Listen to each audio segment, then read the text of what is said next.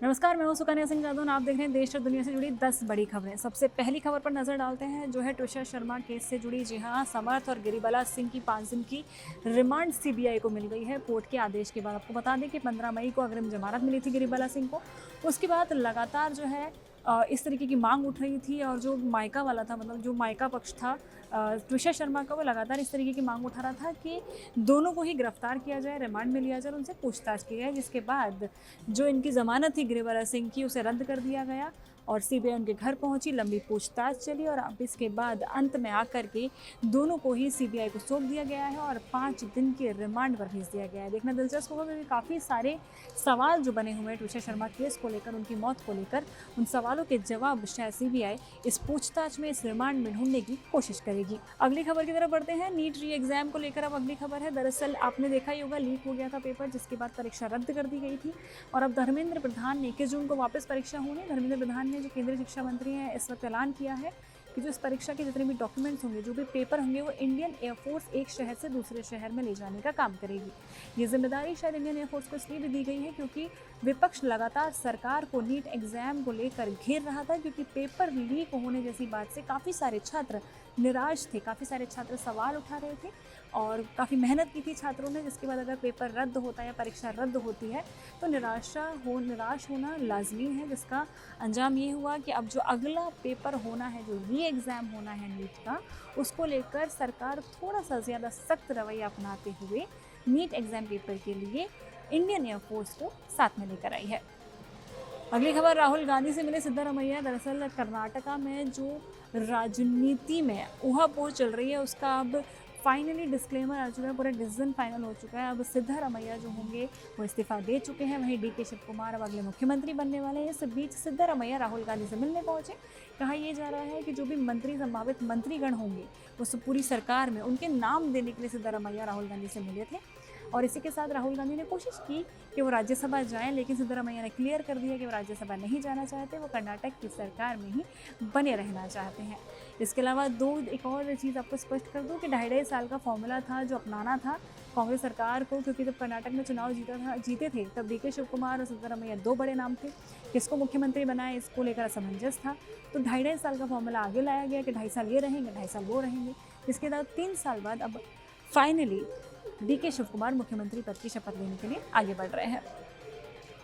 अगली खबर मथुरा से। परिक्रमा मार्ग में ताबड़तोड़ फायरिंग से हड़कंप। आपने देखा होगा, मथुरा से एक बड़ी खबर आ रही थी कि परिक्रमा मार्ग में जो है भंडारे को लेकर और बाइक टकराने को लेकर एक छोटी सी बात कब खूनी साजिश में बदल गई पता ही नहीं चला और वो साजिश इतनी बड़ी हो गई कि बहुत ज़्यादा इस बात को लेकर के सारे जो अधिकारी हैं, पुलिस लाइन हाजिर हुई और यहाँ तक कि 2 पुलिस अधिकारियों को निलंबित भी किया गया। इसी के साथ ये भी कहा गया है कि आने वाले वक्त में अगर और भी अधिकारियों के नाम आगे आते हैं, और भी पुलिस वालों के नाम आगे आते हैं, तो उन पर भी कार्रवाई की जाएगी।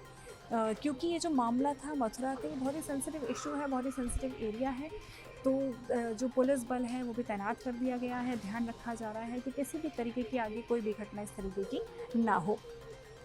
अगली खबर नेतन्याहू से जुड़ी है। जी हाँ, नेतन्याहू ने इंडिया इजराइल दोस्ती की जमकर तारीफ की है। नेतन्याहू ने प्रधानमंत्री मोदी की भी तारीफ की है। उन्होंने कहा है कि जहाँ दुनिया भर जो इजराइल को दरकिनार करती है, वहीं प्रधानमंत्री मोदी और भारत उनकी खुली बाहों से उनका स्वागत करता है, दोस्ती अपनाता है, दोस्ती मांगता है। और दोस्ती को लेकर उन्होंने काफ़ी कुछ कहा है। उनका जो बयान है वो मैं बता देती हूँ।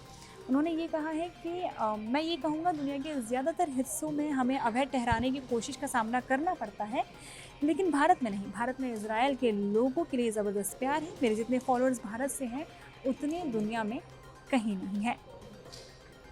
अगली खबर रूस की धरती से गरजे अजीत डोभाल। जी हाँ, अजीत डोभाल ने दरअसल मॉस्को में कुछ बयान दिए हैं, आतंकवाद से जुड़े बयान दिए हैं। उन्होंने साफ कह दिया है कि भारत आतंकवाद नहीं झेलेगा, ना ही सहेगा। इसी के साथ उन्होंने पहलगाम का जो हमला था उस पर भी बात की, उन्होंने उसके बारे में भी लगातार बात की। उन्होंने कहा है कि हमने एक टूरिस्ट राज्य में 26 बेकसूर लोगों की जान गंवाई और हम आपकी तरह ही आतंकवाद को पूरी तरह खत्म करने के लिए प्रतिबद्ध हैं। तो कहीं ना कहीं अजीत डोभाल ने मॉस्को में क्लियर कर दिया है कि भारत किसी भी तरीके की आतंकी गतिविधि का समर्थन नहीं करता है, ना ही उसको झेलेगा, ना ही उसको सहेगा, बल्कि कड़ा जवाब तगड़ा जवाब सामने वाले को मिलेगा। अगली खबर स्पोर्ट्स से जुड़ी है। आपको बता दें कि हार्दिक पांड्या को लेकर सोर्सेज के अकॉर्डिंग खबर आ रही थी कि हार्दिक पांड्या जल्द ही मुंबई इंडियंस से कप्तानी छोड़ सकते हैं। लेकिन एक और खबर है जो इससे ज़्यादा बड़ी खबर है।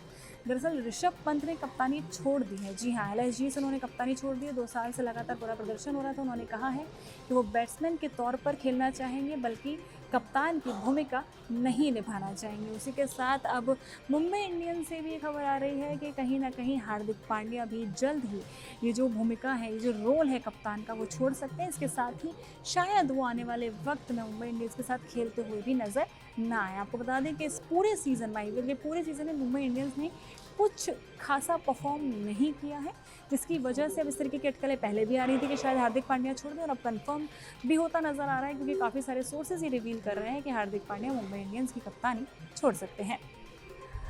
अगली खबर, आज का बहुत बड़ा मैच है क्वालिफायर 2 के लिए, Rajasthan Royals versus Gujarat Titans. आपने देखा ही होगा जो भी टीम आज जीतेगी वो RCB के साथ फाइनल में खेलने वाली है। आपको बता दें कि बारिश की भी आशंका जताई जा रही है। अगर बारिश होती है तो ये मैच रद्द भी हो सकता है।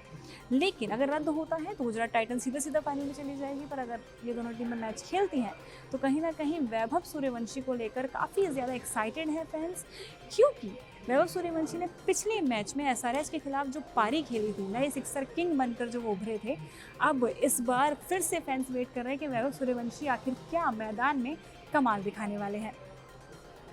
अगली खबर एंटरटेनमेंट से जुड़ी है। स्टार्स को किया अनफॉलो, बताया डिजिटल डिटॉक्स। जी हाँ, Karan Johar, a big name of Bollywood industry, उन्होंने कई सारे स्टार्स को अनफॉलो कर दिया, और वो भी छोटे मोटे स्टार्स नहीं, काफ़ी बड़े बड़े नाम हैं, जिसमें दीपिका पादुकोण हैं, आलिया भट्ट हैं।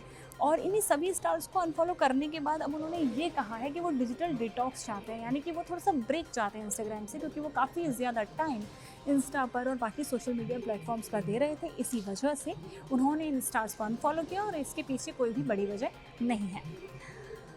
One more news from entertainment sector. तमाशा देखकर लोगों ने छोड़ी नौकरी, इम्तियाज़ को पछतावा। आपने देखा होगा तमाशा फिल्म में जैसे रणवीर कपूर अपनी कॉर्पोरेट की नौकरी छोड़ करके निकल पड़ते हैं लिखने के लिए, फोटोग्राफी करने के लिए और दुनिया को एक्सप्लोर करने के लिए। इम्तियाज़ अली का कहना है, जिन्होंने अभी एक इंटरव्यू में खुलासा किया, कि काफ़ी सारे लोगों ने ये फिल्म देखकर नौकरी छोड़ दी, जिसका उन्हें बड़ा गिल्ट महसूस होता है। उनका कहना है कि अगर आने वाले वक्त में वो ज़िंदगी में कुछ अच्छा नहीं कर पाए नौकरी छोड़ने के बाद, तो उन्हें बड़ा बुरा लगेगा। तो ये सारी बातें इम्तियाज़ अली ने एक इंटरव्यू में कही हैं। तो ये थी आज की टॉप 10 खबरें। ऐसी तमाम अपडेट्स, तमाम जानकारियाँ, तमाम खबरें लाते रहेंगे। जुड़े रहिए इंडिया TV के साथ।